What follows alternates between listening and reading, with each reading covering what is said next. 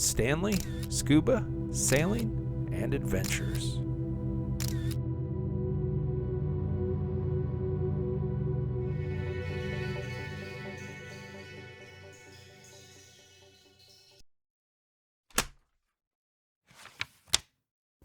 Scuba diving, Islamorada, Florida.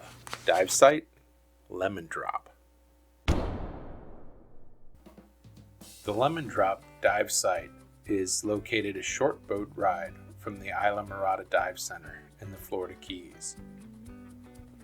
Here's the dive site location as recorded by my Garmin dive computer. As I mentioned in the introductory video for this series, this is my first time diving in the Florida Keys in 23 years, so I was really excited to be back. Over the course of this dive series, I was experimenting with some new filters for my GoPro. I got a set of filters with a flip-up adapter that connects to the front of the GoPro, and you can change the red filter from shallower to a deeper water or darker red. And then there was also an interchangeable macro lens. So I was trying out several of these. The reds I found to be too dark. Even here, this is pretty shallow water. You can see here I flipped the filter off. At the very beginning of the video, I had that filter on. And then later on, when I did some deeper dives, I tried to use the dark filter, and that video is virtually unusable. I'm going to see what I can do post-production, but yeah, it's very, very dark. So I'll probably go back to the inexpensive filters I purchased on Amazon that just snap on. All of the videos in this series were recorded with my GoPro on a stick, which is different for me as well. I usually have the GoPro mounted on a tray with very high intensity video lights. The Islamorada Dive Center dive boats are day boats, so you usually just go out for 2 dives, and I wasn't going to go onto a day boat with my more elaborate camera setup. I feel like there are advantages to the GoPro on the stick and advantages to the tray. With the GoPro on a stick, you can get the camera a lot closer to the fish and into the schools of fish. They don't react quite the same as they do to a hand or a diver being that close. So I feel that really is an advantage of the GoPro on a stick. However, you really have to be careful to not swing it around and to be able to hold it still enough to get some good footage. So I feel like that's a little challenging. The GoPro tray, on the other hand, provides a great deal of stability. And of course, when you have very bright video lights, I think the video quality can be better. Here, this is a very shallow dive, and I had a lot of sunlight. It was a very bright sunny day. So really didn't suffer here because I didn't have video lights. But on a cloudy day, you would absolutely see the impact of not having video lights. And the opposite part of the GoPro on the stick, right? You have the stability, but you can't get in nearly as close with the tray as you can with the GoPro on a stick. Here's a hogfish in the initial phase. Notice the black blotch on the base of the rear dorsal fin. That's a dead giveaway that this is a hogfish in the initial phase. Hogfish range in size from 1 to 2 feet, reaching a maximum of about 3 feet. They're usually found in depths of water ranging from 10 to 100 feet. The dive started just before 2 o'clock in the afternoon and lasted approximately 45 minutes. My dive computer recorded a maximum depth of 46 feet and an average depth of 31 feet.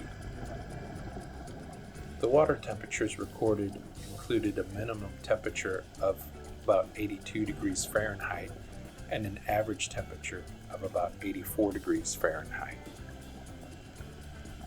The next fish we'll look at is this black and yellow fish.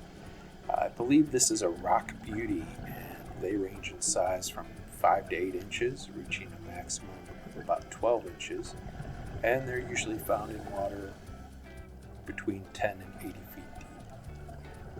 Next, we have the blue parrotfish. Love the color on these fish. They range in size from 1 to 2.5 feet, reaching a maximum of almost 4 feet, and they're usually found in depths of water from 10 to 80 feet.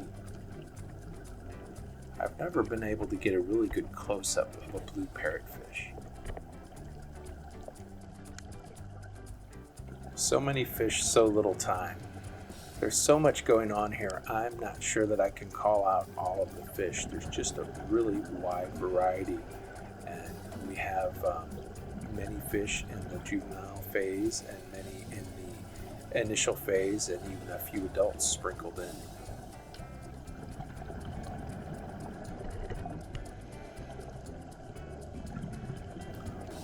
The water here in the Florida Keys is really shallow, a great distance from shore. So there's a lot of great diving here, but it's my understanding that when you get wind and the waves start to kick up, a lot of that sand on the bottom will get churned up, and it's very easy for the dive sites to be blown out. And that term just means that the visibility gets really low because there's so much sand in the water. These are great dive conditions. The sea was very flat as we made our way out to the dive site. I was videoing some fish, and then this nurse shark actually just swam past me. I caught it out of the corner of my eye and decided to slowly follow it, and it let me swim right alongside, right behind it here for a few minutes. I didn't take off chasing it because you'll just scare them if you do that. It'll take off very, very quickly. It's impossible, I think, for a diver to keep up with a nurse shark, but this one didn't seem too interested in my presence, and I just let it swim off after a few minutes. Here's another hogfish, and you can tell this one is in the terminal phase.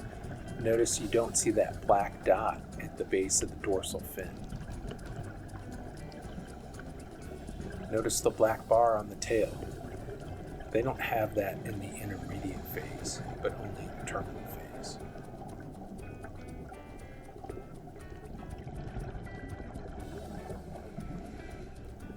Great to be back here diving in the Florida Keys.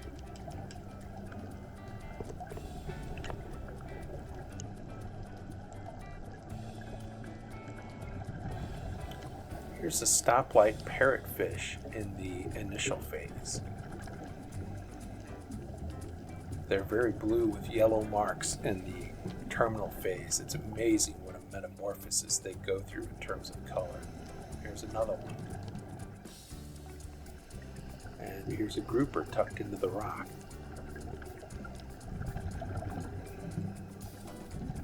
The grouper wasn't very interested in the camera.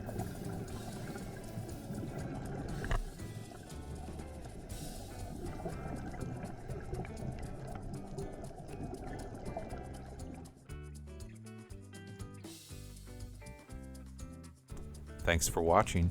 Please don't forget to subscribe, like, and comment.